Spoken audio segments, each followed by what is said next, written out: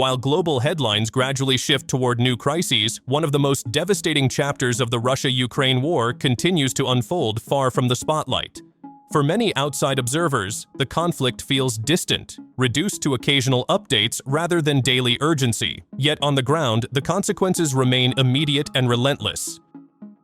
Few places represent this reality more starkly than Mariupol. Once a thriving port city on the Sea of Azov, Mariupol has become a symbol of how modern urban warfare can erase decades of development in a matter of months. The city that once housed roughly 500,000 residents was captured by Russian forces in May 2022 after a brutal siege that lasted nearly 3 months. Today, even as front lines shift elsewhere, Mariupol remains trapped in the long shadow of destruction, where reconstruction, occupation, and survival intersect in uneasy balance. So what does daily life actually look like inside a city that was nearly wiped off the map?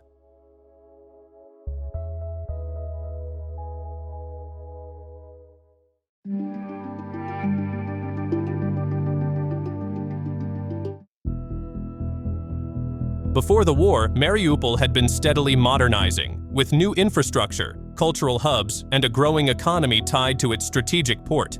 The siege changed everything. Human Rights Watch investigations found that Russian operations devastated the city on a scale rarely seen in modern Europe. Satellite imagery and field analysis confirmed that more than 4,800 buildings were damaged, including approximately 93% of high-rise apartment buildings in central areas. The destruction extended far beyond housing. All 19 hospital campuses in the city were damaged, along with the vast majority of schools and universities, crippling both healthcare and education simultaneously.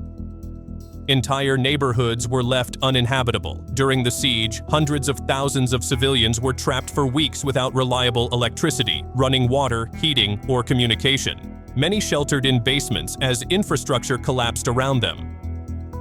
The human cost was staggering. Independent investigations estimate that at least 8,000 people died between March 2022 and early 2023, with evidence drawn from cemetery expansion and satellite imagery. Mariupol was not simply damaged, it was transformed into what investigators described as a wasteland of burned buildings and mass graves.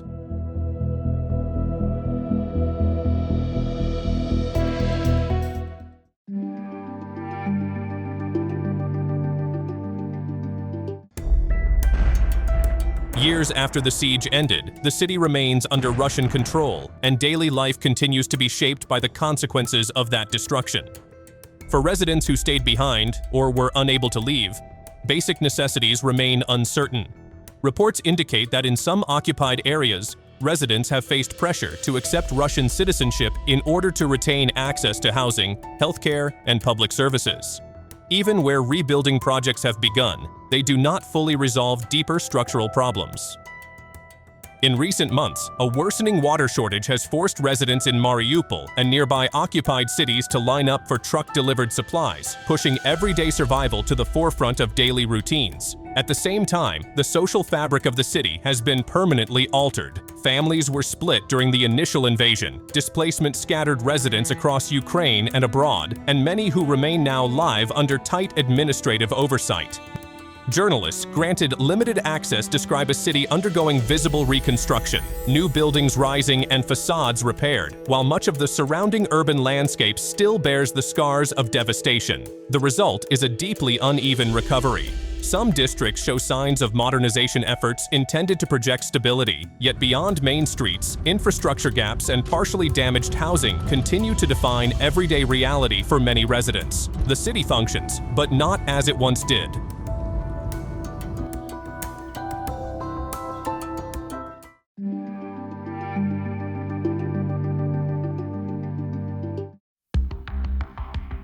Mariupol's future is shaped not only by physical damage, but also by the strategic importance that made it a target in the first place. Before the war, the city was a key industrial and maritime hub. Control of Mariupol gives Russia a land corridor connecting Crimea with occupied territories in eastern Ukraine, making the city's reconstruction politically as well as economically significant. As rebuilding projects continue, the city is increasingly portrayed as an example of restored stability under the new administration.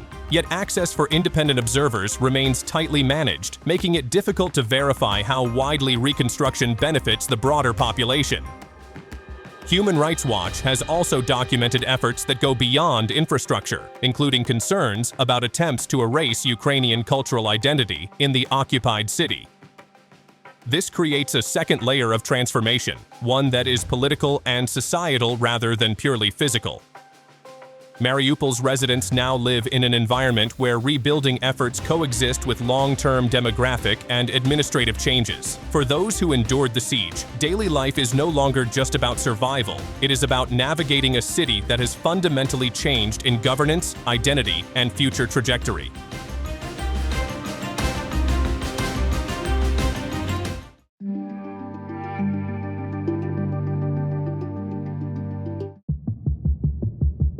The story of Mariupol also reflects a broader shift in global attention. As the war drags into its later years, international focus increasingly competes with other crises, yet the conflict continues to shape millions of lives. Surveys across Ukraine suggest growing fatigue, with many citizens now prioritizing negotiations to end what has become Europe's largest armed conflict since World War II. Meanwhile, Russia continues to consolidate control over territories it captured during the early phases of the invasion. Mariupol stands as a visible reminder that even when front lines stabilize elsewhere, the consequences of earlier battles do not fade. Entire urban centers remain in recovery, or limbo, for years. The city's destruction also demonstrates how modern warfare extends beyond immediate military objectives. Targeting infrastructure, logistics, and civilian services can reshape a region long after active combat subsides. Today, Mariupol exists in a state somewhere between reconstruction and unresolved crisis. Buildings are being repaired, yet thousands of graves remain. Streets may appear functional, yet basic services are inconsistent.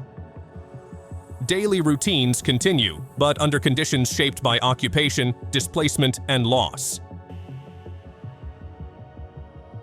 That's what we have for today. Thanks for watching.